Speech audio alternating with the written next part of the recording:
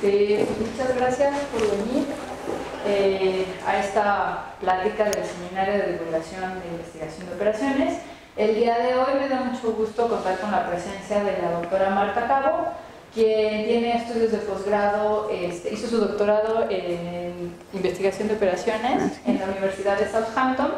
Es profesor de tiempo completo del ITAM. Sus temas de interés son investigación de operaciones, programación lineal, problemas de logística, y el día de hoy nos hablará acerca del problema del corte y empaquetamiento separando piezas irregulares mediante cortes guillotina. Muchas gracias, Claudia. Bueno, pues para mí es un placer estar aquí con vosotros y contaros un poquito sobre los problemas de corte y empaquetamiento. Voy a hacer una visión general de este tipo de problemas. Intentaré daros un recorrido a través de los distintos problemas que hay dentro de esta área, que es de la investigación de operaciones, que son los problemas de corte y empaquetamiento, para después centrarme en la investigación que acabo de terminar este verano y enviamos por fin el artículo sobre cómo cortar piezas irregulares mediante cortes guillotina. Luego les explico un poquito más a detalle de qué va el problema. Bien, entonces vamos a empezar con una visión general de qué son los problemas de corte y empaquetamiento. Todos los problemas de corte y empaquetamiento tienen unas cuantas características comunes. Siempre vamos a tener un conjunto de objetos grandes que les vamos a llamar bin o contenedor. Bin, la palabra en inglés, aquí sí que luego ya las terminologías o las traducciones quizás no sean las más adecuadas, pero bueno, son bins o contenedores, aunque yo que voy a hablar de dos dimensiones voy a hablar de placas de cristal, o hojas de cristal, creo que nos entendemos todos mejor. Pero bueno, la idea es que el objeto grande va a contener piezas pequeñas. Entonces tenemos un conjunto de objetos grandes y un conjunto de objetos pequeños, y a ese lo vamos a llamar piezas. Y la idea es establecer un patrón de colocación del objeto pequeño dentro del objeto más grande, con diferentes funciones objetivo. Mi objetivo puede ser colocar el máximo número de piezas, puede ser utilizar el mínimo número de contenedores, puede ser que yo utilice la mínima cantidad de espacio para colocar las piezas, o colocar piezas que me ofrezcan el mismo valor a pesar de que sean repetidas. Depende del problema en particular. Todos estos problemas se han venido utilizando y podemos pensar múltiples ejemplos, así como lo van a ver ahora con esta introducción que les voy a dar, que espero que no va a ser pequeña, porque como tenemos toda la hora, sí me voy a extender un poquito en la introducción, o por lo menos el primer tercio de la charla es lo que quiero que les quede una idea clara. Lo que quería decir es que tenemos múltiples aplicaciones que siguen con ese patrón, ¿de acuerdo? La idea siempre va a ser establecer un patrón para colocar las piezas pequeñas. Y aquí tenemos múltiples restricciones. Y todo va a depender, la dificultad del problema muchas veces también depende de la dimensión. Entonces, yo ahora lo que voy a hacer es llevarlos por todas las tres dimensiones y ver el tipo de problemas que nos podemos encontrar. Entonces, lo primero, el más sencillo, es para una dimensión. Entonces, por ejemplo, a nivel industrial nos podemos imaginar los rollos de acero o incluso rollos de papel, y podemos tener distintos problemas, desde cómo cortar estos rollos de acero o rollos de papel en distintas medidas y cómo aprovecharlos mejor, o incluso cómo almacenarlos, ¿no? Estos son problemas de una dimensión, y dependiendo del almacenamiento así puedo yo meter uno o varios para luego ya meterlos en camiones y trasladarlos. Esto también lo cubre los problemas de corte y empaquetamiento, digamos. Entonces, o bien cómo cortar o bien cómo empaquetarlos son parte de las dos áreas que nosotros tratamos, aunque en realidad es lo mismo. Lo que pasa es que, como visualmente no pensamos en cortar un camión para meter cajas, sino que estamos empaquetando cajas dentro de un camión, de ahí la dualidad de los nombres. Entonces, esos serían los problemas en una dimensión. Son bastante más sencillos, porque nada más solo tengo que lidiar con la longitud. Se complica bastante más, cuando llegamos a dos dimensiones. Cuando llegamos a dos dimensiones, les llamamos dos dimensiones porque el contenedor es una placa bidimensional. Entonces, donde yo voy a colocar mis piezas ya tengo que lidiar con dos dimensiones, largo y ancho. Entonces, también se puede complicar dependiendo del tipo de contenedor que yo tenga. Entonces, yo puedo tener un contenedor donde ambas dimensiones son fijas. Podemos pensar, como va a ser el caso de nuestro problema, en placas de cristal y de ahí extraer, o podemos pensar placas de madera para hacer muebles de triple-A. Podemos pensar múltiples opciones donde la idea es extraer objetos más pequeños de ahí, piezas, ¿de acuerdo? También podemos tener dos dimensiones, pero que una de ellas sea fija y la otra variable. Yo puse ahí el ejemplo de telas, pero también pueden ser rollos de papel tapiz, donde sí estoy trabajando con dos dimensiones, pero tengo una de ellas variable. Por ejemplo, pues en este caso sería el largo. Lo que me interesa en estos casos es utilizar el menor largo posible para colocar las piezas, si estamos tratando de minimizar el contenedor utilizado. En el primer caso, lo que me interesaría sería utilizar el menor número de placas de cristal, placas de madera, etcétera, ¿no? Ahí, en los dos ejemplos que acabo de poner, las placas, a pesar de son dos dimensionales y son rectangulares, pero podemos inmediatamente pensar en la industria del calzado y entonces tenemos que extraer piezas de este contenedor, que es la piel de una vaca, y es irregular completamente. Entonces ahí ya tenemos una dificultad añadida, porque el mismo contenedor ya no es tan fácil el checar que la pieza me quede dentro del contenedor todo el tiempo. Y bueno, con estos además, con este tipo de problemas donde trabajamos con materiales naturales, tenemos la dificultad añadida de que puede haber imperfecciones. Entonces, por ejemplo, en la industria del calzado, por aquí, dependiendo del contenedor, pues va a haber zonas prohibidas, porque puede haber donde la piel sea de una cierta calidad, sea de otra, entonces hay piezas que pueden ir en una zona, no pueden ir, etcétera, entonces la dificultad se incrementa mucho más. Contrario a lo que pudiera pensar, en este tipo de problemas, cuantas más restricciones le pongamos, más fácil es empaquetar, porque como tenemos tanta prohibición, pues al final son muy poquitas las combinaciones que tenemos para ubicar las piezas. Al fin y al cabo esto es un problema de combinatoria, donde yo tengo una pieza y tengo que ir probando dónde puede entrar, luego coloco la siguiente y tengo que ir probando dónde puede entrar, de manera que pues optimice la función objetivo. Entonces, normalmente en este tipo de problemas, cuantas más restricciones tenga, al final, aunque es más difícil encontrar una solución factible, el espacio de soluciones es mucho más chiquito. Sí, y entonces, si logramos entender bien el problema, se vuelve más sencillo de resolver. Lo difícil es lograr entender el problema y cómo solventar esas dificultades que presenta encontrar una solución factible. Pero bueno. Y finalmente podemos tener, como les decía, con diseño no homogéneo. Aquí tenemos diseño no homogéneo de piezas que pueden no colocarse. Aquí tenemos diseño no homogéneo de que si yo voy a hacer un pantalón, por ejemplo, pues no quiero que las rayas acá queden horizontales y en otro queden verticales. ¿De acuerdo? Y entonces eso también influye a la hora de utilizar el contenedor o a la hora de utilizar las piezas. Eso en cuanto al contenedor. Como les decía, para una dimensión, pues el único corte que puedo hacer es transversal a través de la dimensión. Acá los cortes van a ser las piezas, entonces mis piezas también van a ser bidimensionales. Y yo puedo tener distintas características de piezas.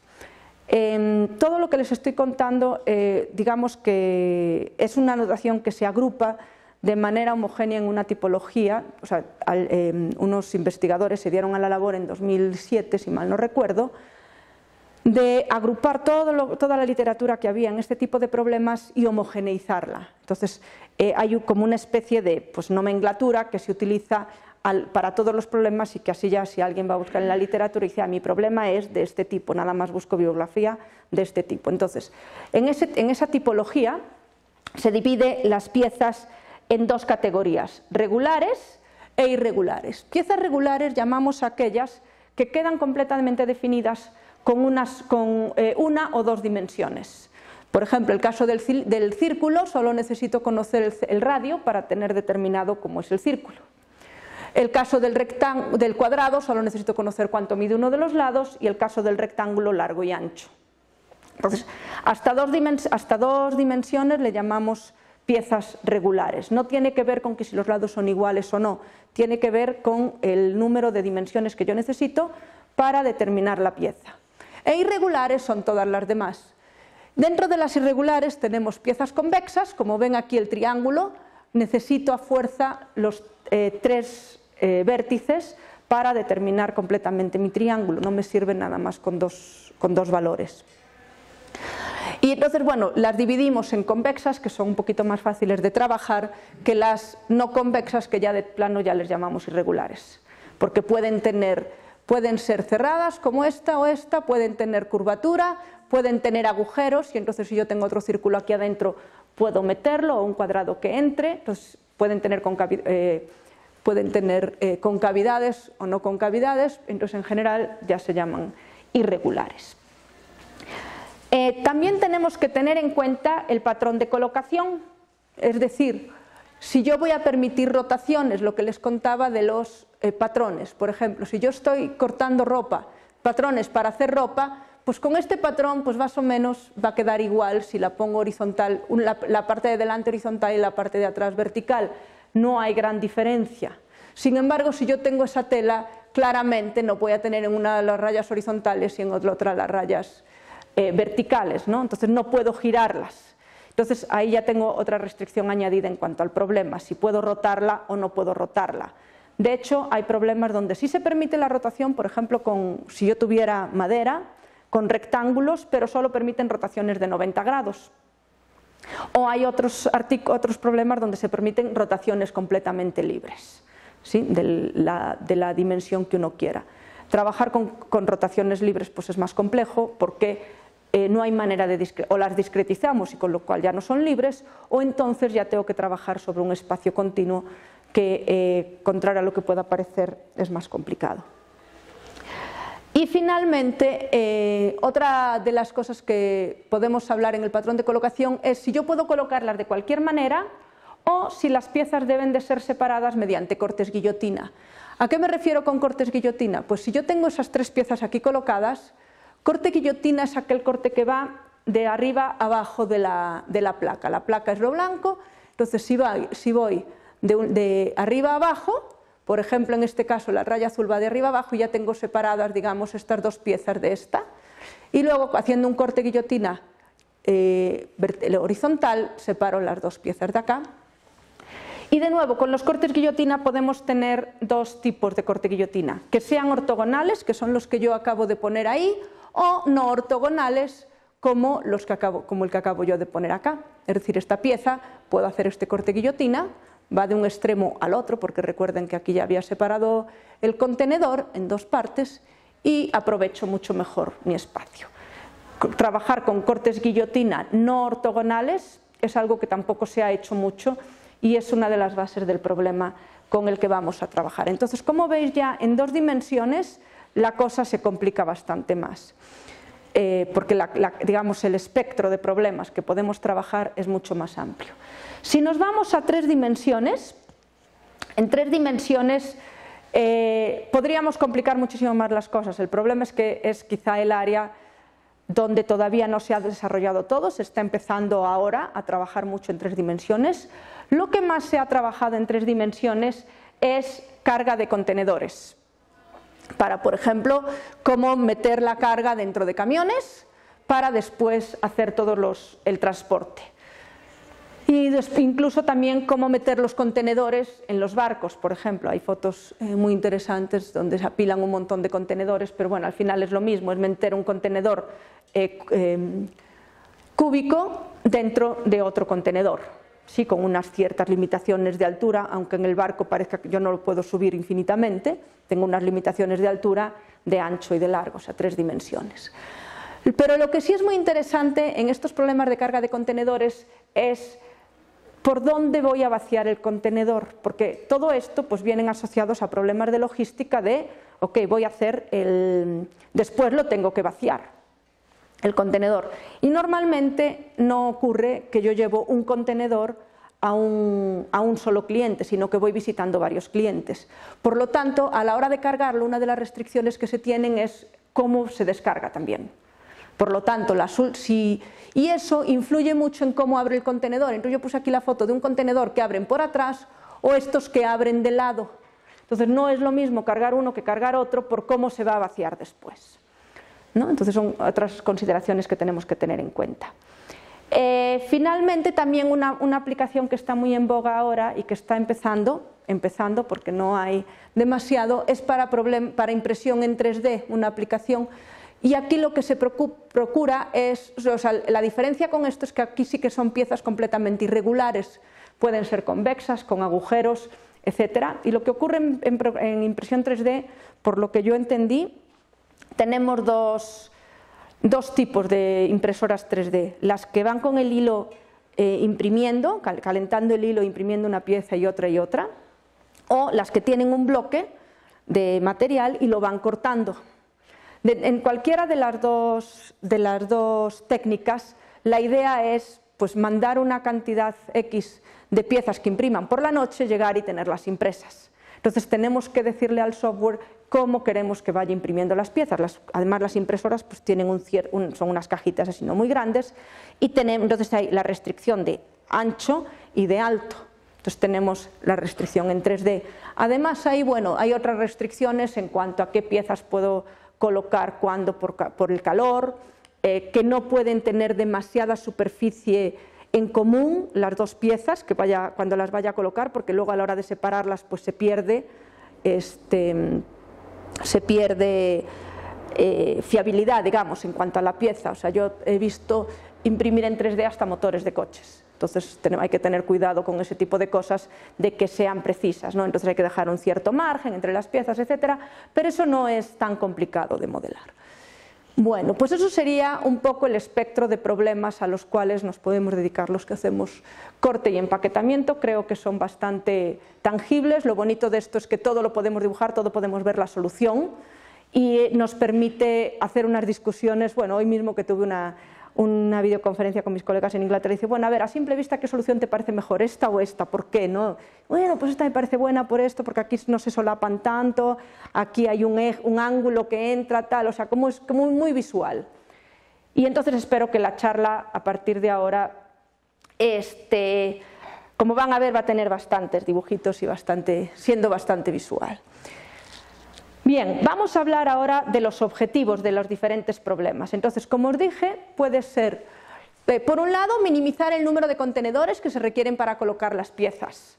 Pues sobre todo si son placas de dimensiones finitas, eso es uno de los requisitos. Yo tengo varias placas, tengo que hacer una cantidad de piezas, pensemos en cualquier maqueta o un mueble, lo que sea, y digo, yo necesito la menor cantidad de madera posible, eso es lo que me va a ayudar.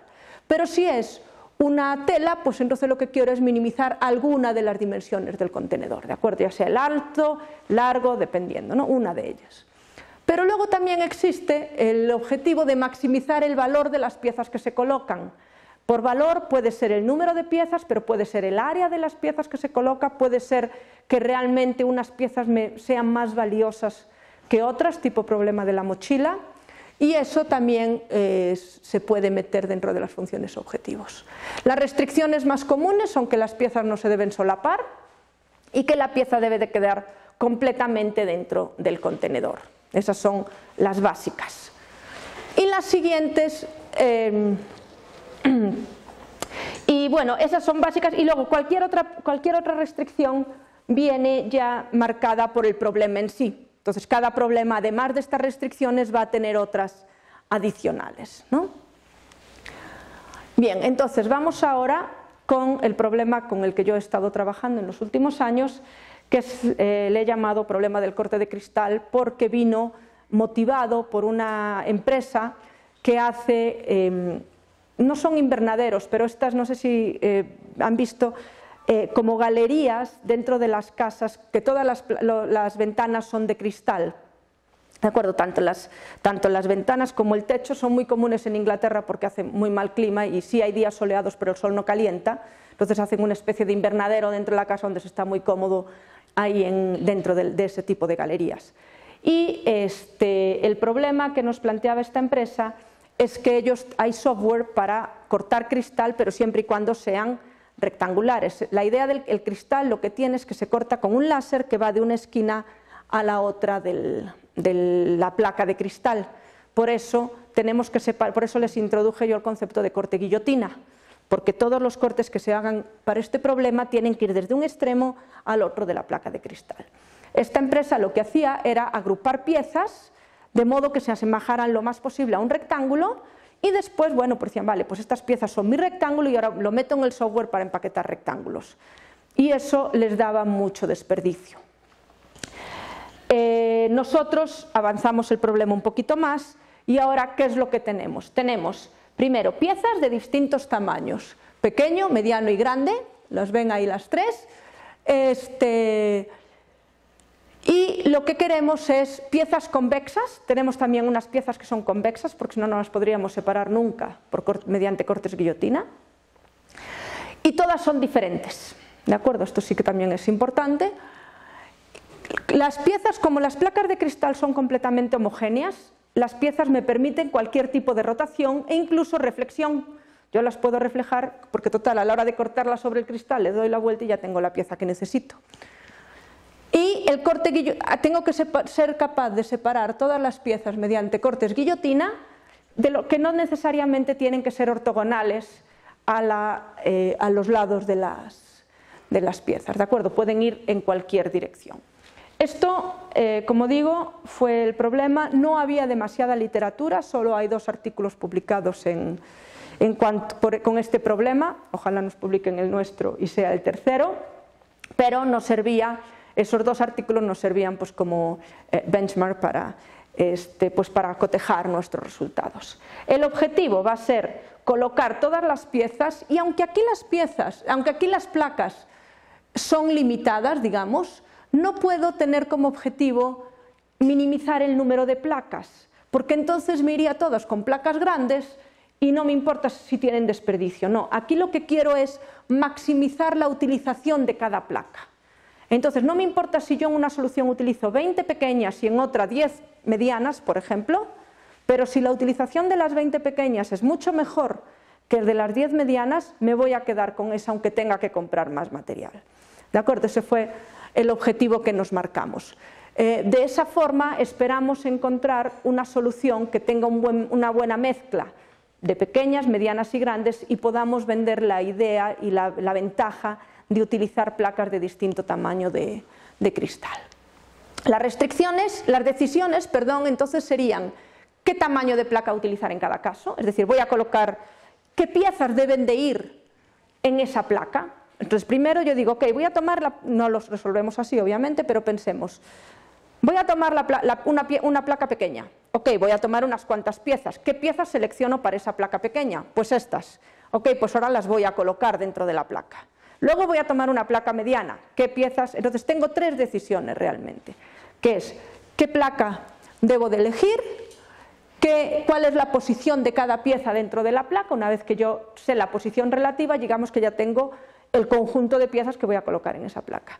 Y finalmente no puedo olvidar cómo realizar los cortes guillotina para eliminar las piezas. Entonces, a medida que yo voy a ir colocando piezas, voy a decirle, este va a ser tu corte guillotina, este va a ser tu corte guillotina. ¿De acuerdo? Porque si no, vamos a ver que podemos llegar a soluciones donde sí, a simple vista digo, sí, ya sé cómo hacer el corte guillotina, pero ¿cómo le digo entonces a la máquina cómo hacerlo realmente? ¿No? Entonces, mi algoritmo le tiene que ir diciendo a la máquina cómo colocar la pieza y qué corte guillotina lleva asociado. ¿De acuerdo? Bueno, entonces, voy a empezar a explicarles cómo solventamos estas dos segundas decisiones, posición relativa de cada pieza y realizar los cortes guillotina, porque van muy encaminadas. Entonces, para eso diseñamos un heurístico constructivo que nos iba a permitir colocar pieza a pieza dentro de una placa, y ese heurístico lo aplicamos después a los distintos tamaños de placa y veíamos dónde mejor funcionaba en cada caso, y entonces una vez que les explique el heurístico constructivo para eso, veremos qué utilizamos para determinar qué tamaño de placa utilizar. ¿Vale? Entonces voy un poquito al revés, primero les explico cómo empaquetábamos una placa, no me va a importar de qué tamaño, y después vamos a ver cómo seleccionábamos, por así decirlo, los distintos tamaños de placa en cada momento. Bien, entonces ahora viene lo divertido. Tenemos dos métodos para determinar la posición de las piezas en la placa. El primer método se basa en colocar las piezas de modo que compartan uno de los lados, como si fuera un rompecabezas. Creo que es lo que todos, si yo les trajera las piezas recortadas, es lo que todos empezaríamos a hacer, tratar de irlas colocando como si fueran un rompecabezas. El problema que tiene esto es que si nos fijamos aquí, yo tengo una primera pieza colocada acá y voy a colocar esta segunda pieza P. Si coloco esta segunda pieza P de modo que compartan este lado, sabemos que la pieza resultante, por así decirlo, la unión de las dos piezas ya no es convexa. Y yo para utilizar cortes guillotina solo puedo trabajar con piezas convexas. Entonces, ¿qué hacemos? Consideramos, dadas las dos piezas, la envoltura convexa de las dos piezas juntas. Entonces, la envoltura convexa es el convexo más pequeño que contiene a las dos piezas. Y sabemos que si yo hago un corte guillotina que vaya de aquí a acá, ahí lo tenemos, puedo separar esas dos piezas y luego ya nada más tendría yo que separar, primero separaría la parte convexa, por así decirlo, y luego con ese corte guillotina dentro de la zona convexa ya tendría separadas yo las dos piezas. ¿Cuál es el problema? El problema es que dependiendo de qué lado yo utilice, primer problema que nos planteamos es que una vez que yo hago la envoltura convexa, enseguida genero un desperdicio aquí, esta zona blanca. Eso va a ser desperdicio. Y la siguiente pieza la voy a colocar no pegada al lado, como estoy diciendo al principio, es decir, no va a compartir la siguiente pieza uno de los lados con alguna de estas dos, sino que va a compartir un lado con la envoltura convexa. Es decir, cada vez que yo pongo dos piezas, creo su envoltura convexa y ya eso lo considero como si fuera una sola pieza para colocar la siguiente. Entonces la siguiente pieza la colocaría aquí, ¿no? Y esta zona de acá ya sería desperdicio, ¿vale? Por lo tanto, para utilizar este método necesito encontrar la envoltura convexa que me genere menor desperdicio. Desgraciadamente no hay ningún algoritmo exacto que me diga, dadas dos polígonos, esta es la forma de empatarlos, que compartan un lado y que te generen la menor envoltura convexa. No hay ningún algoritmo exacto, con lo cual no nos quedaba más remedio que ir haciendo pruebas. Entonces yo podría pegarlas, como dicen aquí, compartiendo este lado largo, compartiendo este lado corto y este sería el desperdicio, o compartiendo este otro lado, lo único que he hecho fue girar la pieza P, ¿de acuerdo? Y ese sería el desperdicio. Perdón. Como ven, según yo lo vaya cortando, los desperdicios son distintos, la envoltura convexa cambia, pero en todas puedo separar la pieza C de la pieza P mediante un corte guillotina a través del lado que comparte. ¿De acuerdo? Y ese sería mi primer método para empezar a empatar piezas. Empezamos haciendo esto. Si solo utilizo ese método, al final obtengo unas colocaciones muy en abanico, se van colocando todas muy así en abanico y entonces tenemos muchísima pérdida de espacio por estas zonas de arriba y de abajo del bin, o sea, las piezas tienden a ir así en abanico y cuanto más pequeñitas, más en abanico todavía. Entonces dijimos, bueno, pues tenemos que poner de alguna otra manera que podamos aprovechar mejor el bin.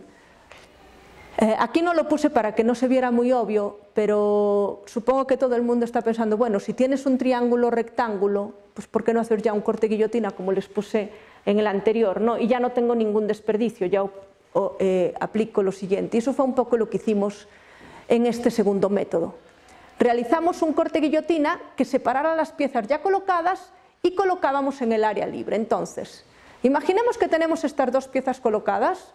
Y una vez que yo tengo dos piezas colocadas, como no puedo garantizar que vayan a ser convexas, siempre las voy a pensar como una sola pieza que realmente es la que tiene el contorno azul con su envoltura convexa. No le puse el contorno aquí porque como es el final del bin, del contenedor, no lo consideré, ¿de acuerdo? Y entonces, ¿qué hacemos? Pues lo que vamos a hacer es un corte guillotina a lo largo de cada uno de los lados de la envoltura convexa. Es decir, un corte guillotina que vaya por este lado. Ahí lo tenemos. ¿Qué va a pasar si yo realizo ese corte guillotina de extremo a extremo de la placa? Pues voy a tener un área, esta de aquí, que ya tiene piezas, y entonces tengo toda esta parte blanca que es desperdicio, y un área libre, que es aquí. Entonces mi siguiente pieza la voy a intentar colocar en esta área libre. Pero claro, todo el mundo dice, bueno, Marta, ¿y por qué haces ese corte guillotina y no haces este otro? Ese otro te genera bastante menos desperdicio, ¿no? Te genera desperdicio aquí y aquí nada más, y tienes un área mucho más grande para colocar piezas. Bueno, pues eso es lo que hacemos. Probamos todos los posibles cortes guillotina y aquel que me ofrezca menor desperdicio donde hay piezas o mayor área libre es con la que yo me quedo. Y en esa zona comenzamos a colocar piezas desde cero otra vez. Entonces convertí mi placa, que era rectangular, en otra placa que ya no tiene por qué ser rectangular, pero va a seguir siendo convexa. Esa es una de las cosas que va a ocurrir, es que siempre va a ser convexa esa zona. Entonces siempre voy a poder colocar piezas en ella y me facilita además muchísimo los cálculos. Bueno, vamos a ver ahora lo interesante de juntar los métodos. Es decir, no utilizar uno por un lado ni nada más el otro por el otro. Entonces, vamos a suponer que tenemos esas dos piezas colocadas y queremos colocar esta tercera pieza. Si yo utilizo el primer método, donde voy a hacer, es decir, cuando yo digo el primer método, digo siempre el primer método, donde yo voy a hacer la envoltura convexa de las piezas, corte guillotina, como ven, no va de un extremo al otro de la placa, sino que va a un extremo al otro de la envoltura convexa, nada más, y la siguiente pieza la tendría que colocar, esta pieza P3, la tendría que colocar sobre alguno de los lados, pegado a alguno de los lados de la envoltura convexa. Claramente no entra. O sea, como ven ahí, si lo pego de este lado, en esta orientación, que creo que es la que todos escogeríamos, se sale, y aunque la mueva, se va a estar saliendo de la placa. Sí, el piquito este de aquí arriba siempre se sale. Si tomo la segunda opción, tomo las dos piezas y hago el corte guillotina, o sea, tomo la primera pieza, hago corte guillotina y coloco la segunda pieza. El corte guillotina va de un extremo al otro de la placa con este segundo método que les expliqué. Entonces aquí sí que claramente no hay manera de colocar esta tercera placa, ¿no? O sea, creo que ven clara, no la dibujé, pero se ve claramente que ni aquí ni aquí iba yo a poder colocar la tercera pieza. Entonces, si combino los dos métodos, puedo colocar la tercera pieza. ¿Cómo coloqué aquí? Por eso es muy importante ahora que yo también registre el orden de mis cortes guillotina. Entonces, primero voy a colocar la primera pieza con la segunda y hacer la envoltura convexa. Y el corte guillotina primero solo va hasta el final de la envoltura convexa. El primero que yo decido hacer, o sea, el primero que yo marco, pero va a ser el último en hacer. Sí, o sea, la máquina, digamos, o sea, cuando yo le pase este patrón a la tienda, el primer corte guillotina que va a hacer va a ser el segundo que yo genero, que es, ok, tengo las dos piezas ya colocadas, ya sé que las separo con un corte guillotina, para colocar la tercera, primero hace el corte guillotina y en el área libre colocas la tercera pieza. Cuando esto se lo pasemos al operario, pues él lo que tiene que hacer es primero hacer el último corte guillotina y luego el primero que se marcó. Entonces las piezas se colocan en orden inverso, o sea, se van a extraer en el orden inverso en el que se van a colocar. ¿De acuerdo? Esto también es importante tenerlo en cuenta. Y entonces, como ven, juntando ambos métodos puedo colocar las tres piezas sin problema dentro de la misma placa. Bueno, entonces esos serían los métodos que yo utilizo para empacar una placa. Dependiendo de cuál me dé mejor utilización en cada momento, ese es el criterio que voy a utilizar siempre para la siguiente, siempre para la siguiente. Este constructivo coloca una pieza de cada vez.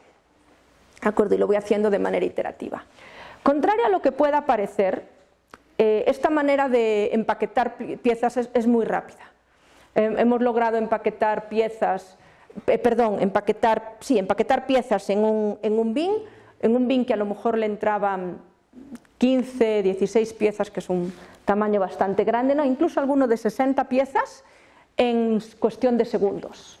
En cuestión de segundos empaquetábamos todas las piezas dentro del bin. ¿Cuál era el problema? Que solo empaquetábamos un bin. Entonces, como en este problema yo tengo que decidir qué tamaño de placa voy a utilizar, necesito un heurístico que me permita decidir el tamaño de placa de manera fácil. Y entonces lo que hicimos fue utilizar este heurístico que le llamamos Beam Search, no sé cómo se traduce bien al español, si es que tiene traducción, pero les voy a explicar brevemente cómo funciona y lo van a entender perfecto en la siguiente diapositiva con un dibujo, con un gráfico. Entonces, el Beam Search es un árbol de búsqueda donde cada nodo va a representar una solución parcial. Todo árbol tiene una serie de nodos, cada nodo me va a representar una solución parcial. En mi caso, cada nodo va a representar un bin, una placa de cristal completamente empaquetada. Entonces me ayudaba el empaquetarlos bastante rápido. Me facilita la implementación de la decisión sobre el tamaño de placa. Y la idea es crear múltiples nodos con distintos tamaños de placa y utilizar una poda muy brusqueda para quedarme solo con unos cuantos y eliminar de raíz las malas soluciones, las posibles malas soluciones. Eso es lo que hace Beam Search y lo hace de manera muy eficiente. Entonces, en cada nodo vamos a representar una placa de cristal completamente empaquetada. Cada nodo va a tener una placa de distinto tamaño y cada nodo padre genera múltiples hijos. Y esos hijos van a ser placas de distintos tamaños de las cuales vamos a elegir los mejores en base a una evaluación completamente local. En base solo miro para ella y digo, ¿eres bueno o no eres bueno? Y no me fijo en ninguno de sus hermanos ni en lo que va a pasar después. ¿De acuerdo?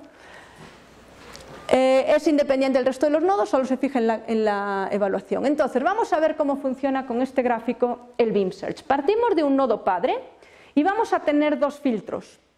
Uno que llamamos el ancho del filtro, que le voy a llamar 2, y otro que le llamo el ancho del BIM, que va a ser de 3. Estos números no son aleatorios, se ha probado que esta técnica funciona bien con esos dos valores. Ahora les explico cuáles son, qué representa cada uno. Yo lo he probado con otros valores de alfa y beta y lo único que he hecho ha sido aumentar el tiempo o empeorar la solución, con lo cual me gusta mucho eso de que los parámetros en un heurístico no tenga que estar mucho tiempo calibrando parámetros, sino que con esos que vienen ya de fábrica, por así decirlo, he probado que funcionan bien en prácticamente todos los casos. ¿Qué hace Beam Search? Bueno, parte de un nodo padre y genera una cantidad que yo determino grande de nodos hijo. De esos nodos hijo me voy a quedar con alfa, en este caso con 2, y solo voy a mirar hacia una característica particular del nodo, es decir, yo voy a, dependiendo del problema que yo esté trabajando, digo, ok, mi nodo representa esto, pues una evaluación de si eso es una buena solución parcial o no, es esta. Y en base a esa buena solución parcial voy a elegir dos nodos, ¿no? En ese caso, estos dos. Y me olvido de todos los otros hijos. A partir de esos dos nodos, sigo generando otra solución parcial. Y igual me fijo en 2 de ellos y del resto me olvido. Y a partir del otro hijo que seleccioné, me fijo en 2 de ellos. Nada más. Ahora, llegado a este punto, en todo el nivel que tengo, ¿no? Cada vez que genero hijos estoy en un nivel, tengo suficientes nodos para aplicar este filtro que le llamo el beam width o el ancho del beam o el ancho del árbol. Aquí tengo un beam width de 3, entonces, ¿qué voy a hacer? Voy a tomar este nodo, que es una solución parcial de la... O sea, digamos, esta rama, me representan una solución parcial del problema. Entonces, ¿qué voy a hacer? A partir de este nodo, voy a generar la solución total del problema. A partir de este nodo, como es diferente, ya tengo este con este, voy a generar otra solución total. Estas dos soluciones no tienen por qué ser la misma. De aquí voy a generar otra solución y de aquí voy a generar otra solución. Y voy a checar con esas 4 soluciones cuáles son las beta mejores basados en algún tipo de criterio que yo tenga. Normalmente pues coincide con la función objetivo, en este caso porcentaje de utilización. Me quedo con las 3 mejores y vuelvo a empezar otra vez. En este caso, las 3 mejores pues fueron dadas por este, este y este. Y todo lo demás, me olvido de él. De estos ya me había olvidado antes, de estos ya me había olvidado antes, y este ya no sigo ramificando por esa parte del árbol. Y repito el proceso. Me quedé con este nodo, entonces genero un montón de nodos, pero solo me voy a quedar con 2, que es lo que me determina alfa. De este tengo un montón de nodos, pero solo me quedo con 2, que son los que me determina lo que se llama el filter width, y de estos solo me quedo con 2. Recordad que para comparar, yo comparo primero con todos los, no comparo con todos los hijos, sino que selecciono 2 hijos de cada padre. Y la comparación de qué 2 hijos me quedo es lo que voy a llamar evaluación local. Ahora les explico en un momentito cuál va a ser la evaluación local en nuestro caso. Y para decidir que me voy a quedar con este, ese y ese para seguir iterando, creo soluciones, o sea, digamos que expando esto hasta la solución total, expando todos los nodos naranjas hasta la solución total, y de ahí decido, ok, si yo continuara, ¿por qué hago eso? Porque la idea es, si yo continuara por esa rama, esta es la solución que habría obtenido. Si continuara por esta rama, esta es la solución que habría obtenido. Y me voy a quedar nada más con las 3 mejores, con las ramas que me ofrezcan las 3 mejores soluciones. La mezcla esta de solución local que solo mira al hijo y nada más que a ese hijo, con la solución global que mira el qué pasaría si continúo con esa rama, me permite un balance entre buenas soluciones parciales y no quedarme con un espectro muy avaricioso de ay, estoy muy bien aquí, muy bien aquí, muy bien aquí, pero luego al final lo hago muy mal. La evaluación global, me ayuda a eliminar ese punto avaricioso que tiene la evaluación local porque sí se fija en la solución final. ¿De acuerdo? Entonces, bueno, continuaría hasta que en nuestro caso, como cada nodo me va a representar una placa con piezas, voy a continuar hasta que todas las piezas estén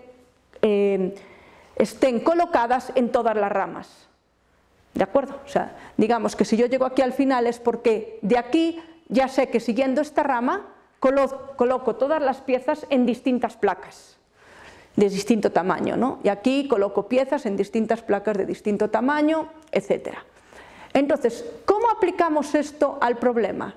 Mis hijos, o sea, cada padre va a generar hijos, y lo que van a ser placas empaquetadas de distinto tamaño. La evaluación local se va a decir, ok, del tamaño, imaginemos que tenemos 3 tamaños, pequeño, mediano y grande. Del tamaño pequeño vas a seleccionar 2, del tamaño mediano seleccionas 2 y del grande seleccionas otras 2. Entonces, con cada uno de ellos me voy a quedar con 6, pero ahí está el 2, de quedarme 2 de cada tamaño. Eso también para garantizar diversificación, que no me vaya yo, que el árbol no me guíe hacia placas de un solo tamaño muy al principio del árbol. Y después, la evaluación global, o la solución global, genera toda una solución, sí utilizando distintos tipos de placa, y dice, si te siguieras por esta rama, esta sería la mejor solución con esa utilización. Y así sucesivamente, y crea al final la solución. Lo que vamos a hacer es recorrer el árbol para ver cuáles son las placas que realmente debería de haber empaquetado y cómo, ¿no? Bien, la evaluación local, como digo, solo se fija en cada uno de los hijos, selecciona alfa nodos de cada tamaño. La utilización de la placa aquí no es un buen parámetro porque entonces siempre se me iría a escoger las placas pequeñas, porque son las que más las voy a llenar. ¿Sí? O placas grandes con piezas demasiado grandes, o placas pequeñas con piezas pequeñas. Entonces no nos resultaba un buen parámetro la utilización, nos resultaba un buen parámetro este. Y lo que me está haciendo es tomar las piezas que voy a colocar en la placa al cuadrado, el área de esas piezas al cuadrado, sumarlo y dividirlo por el área de la placa.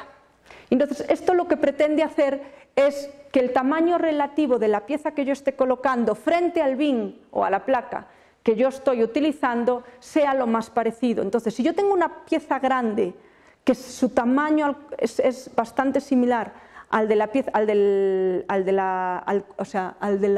placa grande, al elevarlo al cuadrado se va a parecer todavía más, entonces me lo va a tratar de poner piezas grandes en placas grandes, piezas pequeñas en placas pequeñas. pero sin ser una cosa muy forzada, sino que este cuadrado me va a ayudar a balancearlo bastante. Y luego, como les digo, eso para escoger los hijos dentro de cada nivel. Y una vez que tengo el nivel, tengo que crear la solución global. Luego esas soluciones las desecho, no me sirven para nada, entonces necesito algo que lo haga muy rápido. Entonces, ¿qué vamos a hacer? Vamos a empaquetar todas las piezas que quedan por empaquetar. Lo que pasa es que como en cada nodo yo ya empaqueté algunas, dependiendo de qué piezas haya yo escogido, las que me quedan, el conjunto de piezas es distinto. Y las voy a empaquetar pieza por pieza, digamos placa por placa, perdón. Entonces voy a empaquetar las piezas, imaginemos cómo me quedan estas dos piezas. Pues voy a intentar empaquetarlas en una mediana, en una pequeña, en una mediana y en una grande, y por los métodos que yo les expliqué antes. ¿Qué ocurre? Que aquí puede pasar que no haya forma de poner la primera pieza en la placa pequeña. Entonces a fuerza me tengo que ir, ¿no? Ni siquiera aunque la gire, a fuerza me tengo que ir a la placa pequeña. Y luego tengo que colocar la segunda pieza. Como esta ya no la usé, ya no la voy a checar, voy a intentar colocarlo en la placa mediana, pero ahí no cabe, en esa posición no cabe, tampoco cabría en esa posición, tampoco cabría en esa posición. Sí, que con los métodos que estamos utilizando serían las únicas posiciones en las que checaríamos. Con lo cual no me queda más remedio que colocarlas en la placa grande, a pesar de que se genera mucho desperdicio aquí. Entonces, ¿qué es lo que hace la solución global? Realmente lo que va a hacer es medir la utilización, ahora lo vamos a ver en la siguiente, de colocarlas aquí, colocarlas aquí, colocarlas aquí, y elige aquella que mejor dé, aunque no coloque tantas piezas como yo esperaría. Entonces, dependiendo del tamaño, yo voy a tener un conjunto distinto de piezas por colocar, lo vamos a ver ahora. No, entonces, en la placa pequeña cabía solo la pieza pequeña, en la placa mediana podría haber colocado la placa pequeña y en la pieza más grande, y en esta podría colocar las dos. Y entonces, ¿con qué me voy a quedar? ¿Con esta, con esta o con esta? A mí no me importa pasar a un tercer nivel, a un siguiente nivel, es decir, si mi opción es quédate con esta colocación, todavía necesito generar un siguiente nivel para colocar esta placa. Si la opción es esta, pasaría lo mismo para colocar esta pieza. Si la opción es esta, no tengo que generar otro nivel, pero tengo todo este desperdicio. Pero de todos modos, eso me lo va a dar el valor que utilizaba yo para la evaluación global. Lo que les decía de elevar al cuadrado me permite a lo mejor seleccionar esta, que no tiene un tamaño grande, pero que es un muy buen tamaño en relación al tamaño del cristal. Y al final vamos a ir colocando así placa por placa, los tres, es decir, tengo un conjunto de piezas, intento colocarlas, un subconjunto de ellas, en los tres tamaños de placa, y en base a esta función elijo con cuál de ellas me quedo. Paso a la siguiente iteración, hace lo mismo y así hasta que acabe con todas. Una vez que termino, la heurística de solución global termina y la evaluación global se va a quedar con aquella que me dé la mejor utilización total. Entonces, si ven, si yo voy por esta rama tengo estas piezas colocadas, si me voy por aquí tengo un conjunto distinto de que si me voy por aquí, con lo cual el conjunto de piezas que tengo que colocar aquí para la solución global es distinto del conjunto de piezas que tengo que colocar en esta zona del árbol. Entonces tengo que hacer varias comparaciones. ¿De acuerdo?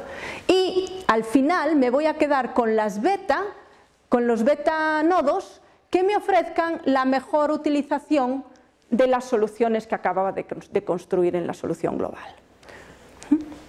Entonces, lo que les comentaba de que con la evaluación global pretendemos eliminar posibilidad de nodos muy avariciosos en los primeros niveles que me lleven a soluciones malas hacia el final del árbol.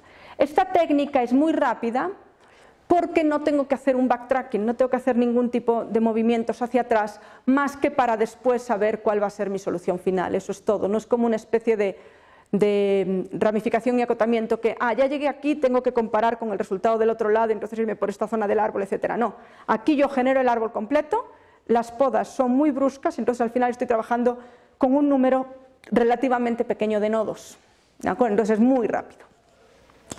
Bien, entonces voy a presentar ahora algunos resultados, pero les comentaba que el problema es muy nuevo y en la fábrica que nos lo propuso trabajan con placas del mismo tamaño, todas son placas del mismo tamaño. Entonces dijimos, bueno, pues cómo hacer, obviamente si yo trabajo para placas distintas, el algoritmo debe de poder trabajar igual si yo le digo que todas las que solo tengo un tamaño de placa. Pero nos dimos cuenta que podíamos como que explotar el hecho de solo tener un tamaño de placa y por lo tanto ya no tenía que tomar la decisión de qué tamaño voy a escoger, ya nada más tengo que colocar piezas. Entonces, ¿qué hicimos? Nada más le hicimos una pequeña modificación y mantuvimos más de una placa abierta, es decir, colocábamos piezas aquí, pero si no cabían abríamos una segunda placa, la tercera pieza probábamos a ver si funcionaba aquí y si no la intentábamos poner aquí y así sucesivamente. Entonces manteníamos como más opciones para colocar las piezas. Y vamos a comparar, entonces podríamos comparar resultados. Entonces, ¿qué presento aquí? Estos son 8 ejemplos donde el número me indica el número de piezas que voy a colocar. Esta de aquí es la mejor heurística que había del problema para placas idénticas, que como les dije había 2 artículos publicados, entonces estos son los mejores resultados. SB quiere decir single bin size, es decir, placas de un solo tamaño. Algoritmo para decir, el algoritmo para placas del mismo tamaño, es decir, cuando mantenemos más de una placa abierta. Y aquí lo que hicimos fue correr el algoritmo que les acabo de explicar con varios tamaños de placa, pero diciendo que solo tenía un tamaño de placa. ¿De acuerdo? Entonces, ¿qué reportamos aquí? Primero el número total de placas de cristal que necesitamos en cada problema. Como ven, son bastante similares. Aquí necesitamos en el J40 y J60 necesitamos uno más si utilizamos este algoritmo que si utilizamos este, con lo cual ya inmediatamente probamos la ventaja de tener más de una placa abierta en este algoritmo frente a este que nada más coloca piezas y como no tengo con qué comparar en distintos tamaños de pieza me voy a quedar con ellos, luego siguiente conjunto de piezas las coloco, siguiente las coloco y no tengo opción de andar moviendo la pieza de una placa a otra. Pero este algoritmo, comparado con lo mejor que hay en la literatura hasta ahora, que no es mucho, la verdad, pues este es el mejor, tenemos unos valores muy iguales. Esto del número fraccionario de bins a lo que se refiere es tomamos todas las placas y la última, que se supone que es la que tiene pues, las últimas piezas, la que peor empaquetada está, veo cuál es su utilización. Entonces, por ejemplo, este 699 o este 884 quiere decir que completo 8 placas enteritas y no me importa, todo lo que haya en esa placa lo considero desperdicio, y el 84% de la última. Aquí, por ejemplo, de la última solo utilizo el 27%, de la última utilizo el 32%, que son valores bastante similares a lo que se obtiene con esta heurística, que es una metaheurística que utiliza programación lineal, es una heurística híbrida que la parte de colocación la hacen con programación lineal. Entonces estamos bastante cerca de ellos y en algunos casos les ganamos. La utilización también es muy similar y lo que le ganamos claramente es en el tiempo. O sea, mientras que nosotros lo que más lleva son 13 minutos, aproximadamente a ellos les lleva casi una hora resolver un problema con 150 piezas. Entonces, en ese sentido, les ganamos, o sea, estamos tranquilos porque nuestra heurística es rápida, no necesito de ningún tipo de software y puedo obtener bastantes resultados. Estos son una clase de problemas que hay, que son, cada clase consta de 300 instancias, de 30 instancias, perdón, en total son 540 me parece, y de nuevo las probamos el algoritmo nuestro de single bin, es decir, donde puedo mantener más placas abiertas, con esta heurística híbrida que tiene programación lineal. Lo primero que observamos es que la heurística híbrida no es capaz de resolver todas las instancias de algunas clases. Y eso es por la colocación de la primera pieza. Hay piezas que son muy complicadas de colocar. Por ejemplo, si yo tengo aquí el bin, y una de las piezas favoritas de mi colega, esta, encontrar el ángulo para que realmente esta pieza entre en esto es muy complicado. Y entonces nosotros siempre la primera pieza tratamos de que los lados coincidan con los lados del bin y esta nunca lo vamos a poder hacer. Entonces este algoritmo no lo tiene en cuenta esos casos. Nosotros, como nos dimos cuenta, lo solucionamos rápido diciendo, bueno, Si la pieza no entra en ninguna de las posiciones que nosotros le dijimos, colócala en la posición original en la que venía. Y normalmente este tipo de piezas vienen en esa posición porque ya saben que así va a entrar, ¿no? Entonces, esa es la razón por la cual estas instancias no se llegaron a resolver en aquella heurística. Entonces, al final la comparación pues la estoy haciendo sobre, o sea, estos 104 es corriendo las mismas 26 que logró correr esta heurística, estas 108 bins son corriendo las mismas, etcétera, pero me voy a fijar nada más en aquellas que corrieron todas. Ay, mira, que hay una de 22 que se me pasó. Entonces, como veis, en rojo estoy marcando todas las instancias donde Beam Search, donde nuestro algoritmo obtiene menos bins que el algoritmo con heurístico híbrido. En algunos casos la diferencia es pequeña, por ejemplo aquí de 200, ¿dónde está? Hay uno que es muy poca la diferencia. No lo encuentro. No lo veo. Pero bueno, aquí por ejemplo nada más son 11, acá son 10, aquí son de 8 a 24, si son unos cuantos. Pero en todos reducimos el número de bins, que es lo que realmente nos importa, y claro, cuando menos bins, la utilización pues va a ser mucho mejor, obviamente. Y solo hay un caso donde nos ganan por muchísimo, es decir, ellos utilizan 452 y nosotros utilizamos 508 bins. Esto se debe a que las instancias en esta clase son instancias, bueno, todas las instancias en esta clase las generaron tomando un rectángulo y dividiéndolo. Entonces todas las instancias es lo que se llama de cristal roto o de rompecabezas, se podrían reconstruir como reconstruyendo un rompecabezas. Lo que ocurre en esta instancia es que para cada bin se sabe que solo entran 2 o 3 piezas, y como esta heurística las coloca de manera óptima, si son poquitas porque utiliza programación lineal, de ahí que tenga yo esta diferencia tan grande. Pero claro, en todas las demás le ganamos, y en el tiempo hay en algunas, por ejemplo, mira, 691 frente a 30 segundos de promedio en cada una de las 30 instancias. Entonces sí, en tiempo le seguimos ganando. Bien, hasta ahí está donde yo me puedo comparar con otras cosas que había en la literatura. Cuando ya pasamos a placas heterogéneas o distintos tamaños de placa, no tengo con qué compararme. Entonces, ¿qué fue lo que hicimos? Lo que hicimos fue compararnos contra nosotros mismos y tratar de ver la ventaja de utilizar distintos tamaños de bins frente a solo utilizar bin mediano o bin grande. No metimos el pequeño porque con el pequeño ya de plano sabíamos que había piezas que no iban a entrar. Sí, porque el área de esa pieza iba a ser más grande que el área del bin. ¿De acuerdo? Entonces por eso ya no las probamos, porque como no había instancias no hay instancias en la literatura para este tipo de problemas, nosotros generamos los bins. Todas las instancias que nosotros, o sea, las instancias que cogimos en el problema, consideramos que el bin que nos daban era el mediano y creamos el grande aumentando proporcionalmente, de modo que el área del grande fuera 1.5 veces más grande que el área del mediano y el área del pequeño 2/3 del área del mediano. ¿De acuerdo? Y entonces, ¿qué observamos aquí?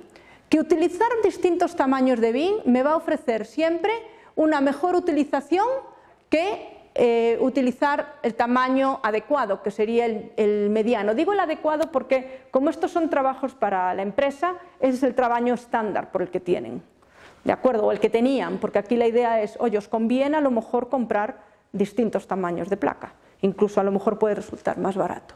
Desde luego, cuando ya tomamos el tamaño más grande, también la utilización le ganamos también por bastante. Obviamente los tiempos ya no, porque aquí hay que probar con 3 tamaños, hay que hacer muchas más comparaciones. Y si nos vamos a estos 540 clases, también les ganamos. Digamos que yo solo rodeé aquellas instancias donde la mejora era mayor al 1%. Si no, lo considero un empate. Digo, bueno, ganar un 1% arriba, un 1% abajo, tampoco lo considero gran cosa. Entonces solo rodeé aquellas en donde la variación era del 1%, en rojo, digamos, donde yo le gano, entre comillas, y solo hay una instancia donde utilizar el tamaño, un solo tamaño, es mejor, que es esta de aquí, que tenemos un 96% frente a un 95.7%, pero como no es ni siquiera el 1%, pues ni la considero. Si ya me voy a tomar un bin mucho más grande, las ventajas se ve claramente. Y esta diferencia, como os decía, viene dada porque las piezas para estas clases están sacadas en este tamaño de bin y lo que se llaman de cristal roto. O sea, es como si tomáramos una pieza de cristal, le pegamos un golpe y las piezas que queden son las piezas que reporto yo en cada una de estas placas. Por eso siempre va a ser más eficiente empaquetarlas en un bin mediano que en un bin grande. ¿De acuerdo? De ahí que por eso sea mucho más fácil ganarles en ese caso. Pero lo interesante es compararnos con el bin mediano, que vemos, no lo tengo registrado porque la verdad es que son muchísimas, son 540 y es algo que no se puede contabilizar tan fácil, pero lo que sí ocurría aquí es que aunque la gran mayoría eran en el multi-bin size, en las soluciones, la gran mayoría utilizaba para una colocación placas de tamaño mediano, siempre todos los ejemplos tomaban en consideración que podían tomar una pequeña o una grande. Entonces siempre era un montón de medianas y dos pequeñas, o un montón de medianas y una grande, un montón de medianas, una pequeña y una grande. Sí había mezclas, siempre no me dio ni una sola solución donde aquí fueran todas medianas, con lo cual tendría que ser el mismo resultado que aquí. Siempre se tomaba ventaja del hecho de que tenía placas para elegir, y es un poco lo que nosotros queríamos ver, que si dada distintos tamaños de placa realmente me compensa tener unos tamaños u otros, ¿no? Bueno, pues esto era todo lo que les quería contar, espero que les haya resultado interesante y si tienen alguna duda o pregunta, comentario, bienvenido.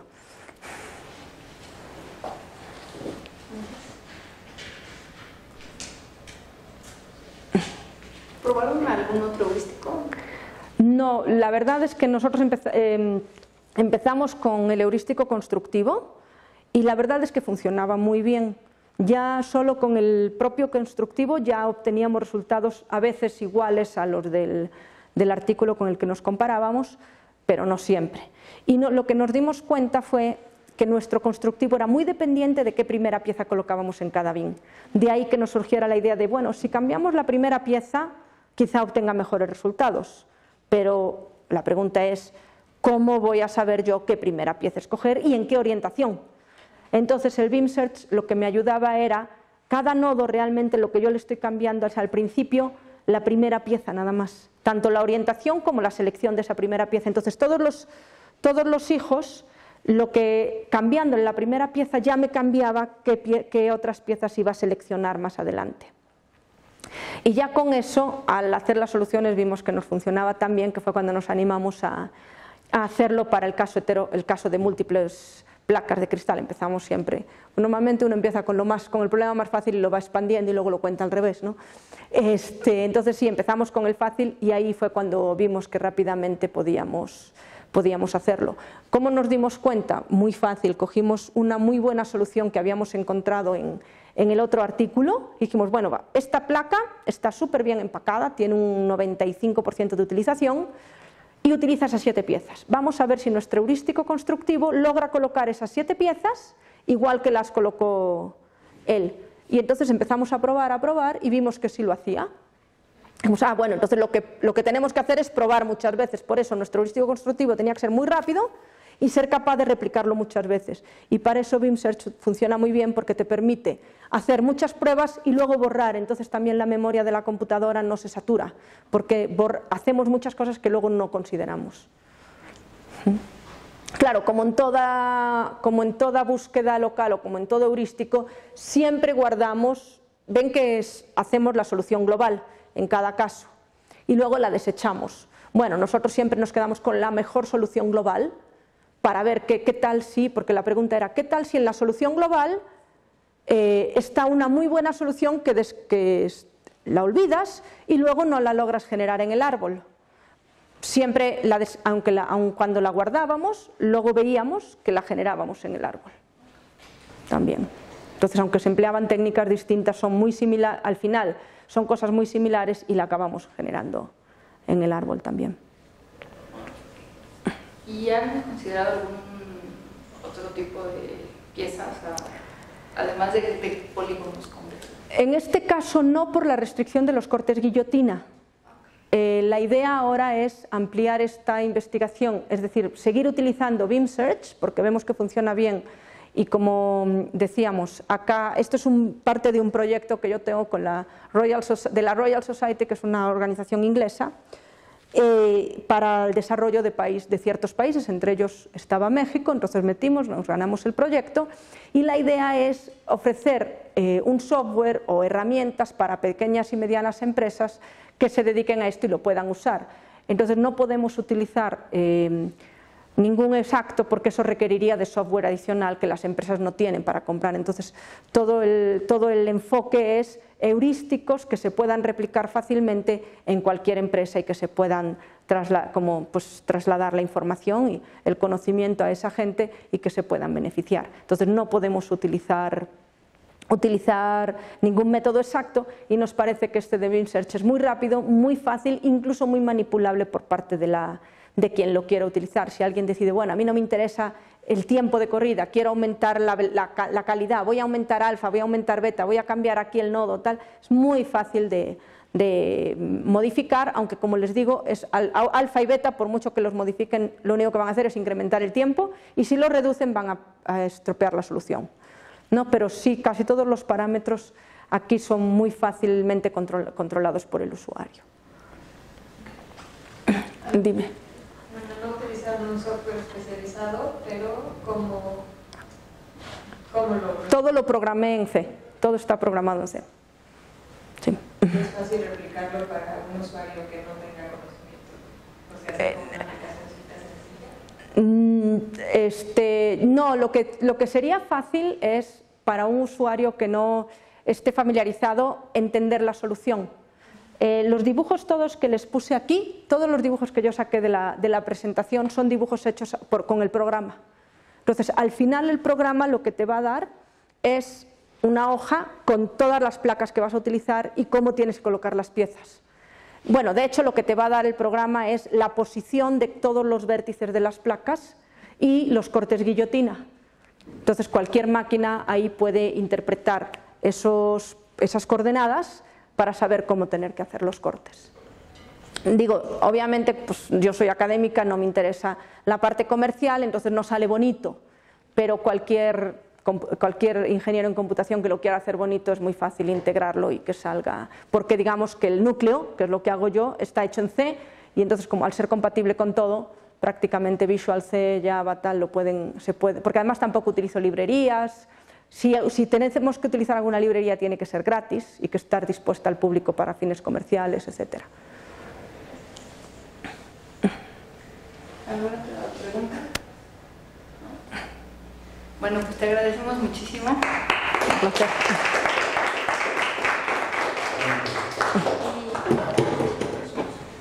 Te damos una pequeña constancia. Muchísimas gracias. Gracias a ti. Pues gracias y los esperamos para la plática dentro de 15 días.